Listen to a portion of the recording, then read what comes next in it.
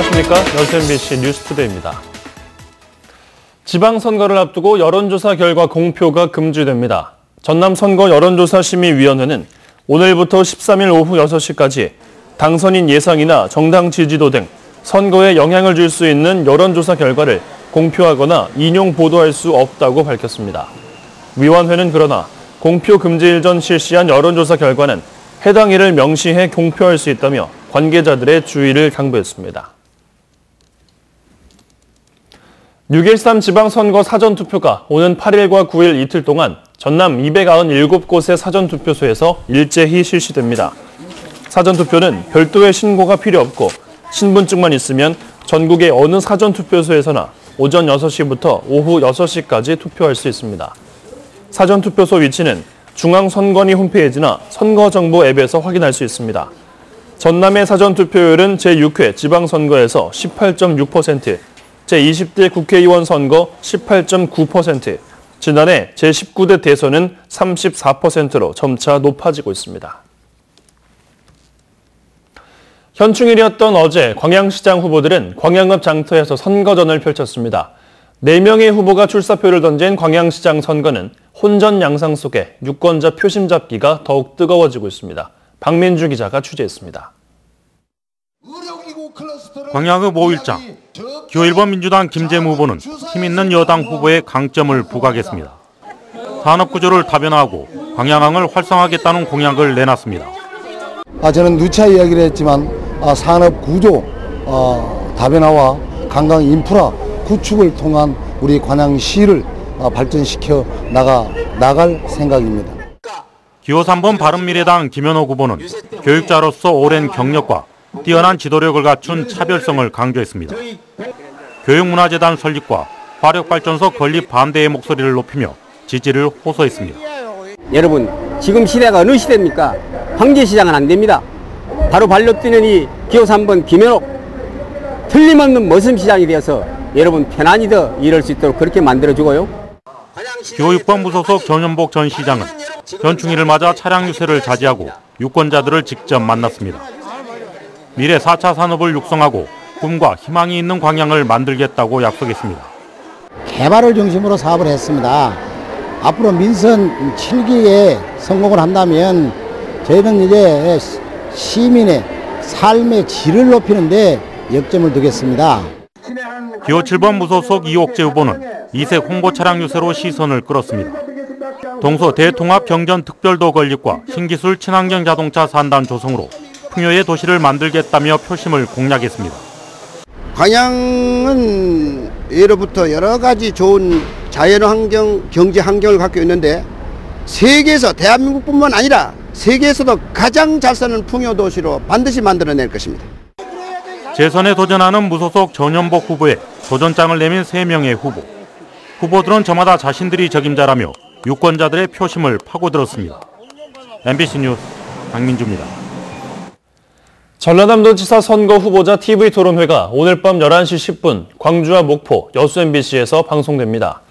전라남도 선거방송토론위원회가 주최하는 오늘 토론회에는 더불어민주당 김영록 후보와 바른미래당 박매호 후보, 민주평화당 민영삼 후보, 정의당 노형태 후보, 민중당 이성수 후보가 출연해 전남 발전을 위한 정책 대결을 펼칩니다. 본격적인 무더위를 앞두고 배달음식 취급업소에 대한 위생 점검이 진행됩니다.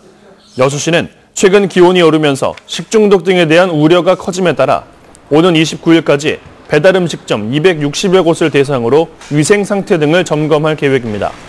여수시는 위반 사항이 적발될 경우 영업 정지 등의 행정처분을 내리고 3개월 이내 재점검을 실시할 계획입니다. 광양만권 경제자유구역청이 토지거래 허가를 받아 취득한 토지를 대상으로 이용 실태 조사를 실시합니다.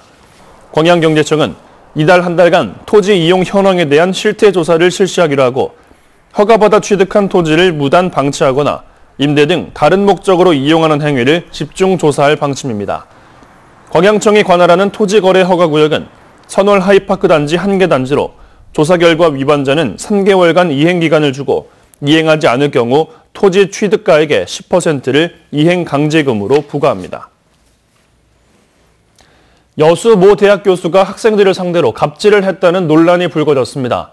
해당 교수와 학교 측은 갑질 의혹을 전면 부인하며 해당 학생을 고소하겠다고 나섰습니다. 조희원 기자입니다. 여수 소재 모 대학 뷰티학과를 졸업한 A씨는 최근 국민신문고에 교수 B씨를 고발하는 글을 올렸습니다. 재학 당시 전공 교수인 B씨가 근로장학금을 받은 학생들을 불러 모아 장학금의 반 정도를 자신의 계좌로 보내라고 했다는 겁니다. 근로장학금 이렇게 신청해가지고 거기에서 이제 나온 돈 가지고 그걸 학과장님이 일부를 달라 그래가지고 줬어요. A씨 외에 이 학교를 졸업한 일부 학생들도 이 같은 일이 B씨가 학과장을 맡게 된 2015년부터 수차례 반복됐다고 주장합니다. 진짜 이해가 안 됐어요. 그걸 이제 누구한테 주는지 모르겠어요. 절반을 떼가지고 다른 애들 준다는데 그 누굴 주는지도 모르고. 학생들은 또 B 교수가 학과 정원을 유지하기 위해 결실을 해도 눈 감아주거나 대리시험지를 작성하게 했다고 주장했습니다. 하지만 해당 교수는 이 같은 갑질 의혹에 대해 있을 수 없는 일이라고 부인하고 나섰습니다. 장학금을 모아 다른 학생들을 도우려는 좋은 취지였을 뿐이라고 해명했습니다. 요 근래 근로장학의 혜택이 좀 여유로워져서 더 힘든 사람, 또 덜 힘든 사람이라도 같이 나눠서 써왔어요, 여태까지. 또 대리시험 의혹에 대해서도 강하게 반발했습니다. 저는 모르는 얘기죠. 저는 제가 뭐 그렇게 안 하니까. B 교수와 학교 측은 민원을 제기한 학생을 상대로 고소장을 접수할 계획인 가운데 학생도 맞대응 방침을 밝혀 당분간 논란이 계속될 것으로 보입니다. MBC 뉴스 조희원입니다. 고흥군이 경찰서와 연계해 치매 노인 안전망을 구축합니다. 고흥군 보건소는 고령화에 따른 치매 인구 증가와 이로 인한 치매 실종 사건이 늘어남에 따라 치매 실종 예방 차원에서 이 같은 실질적인 대처 방안을 마련하기로 했다고 밝혔습니다.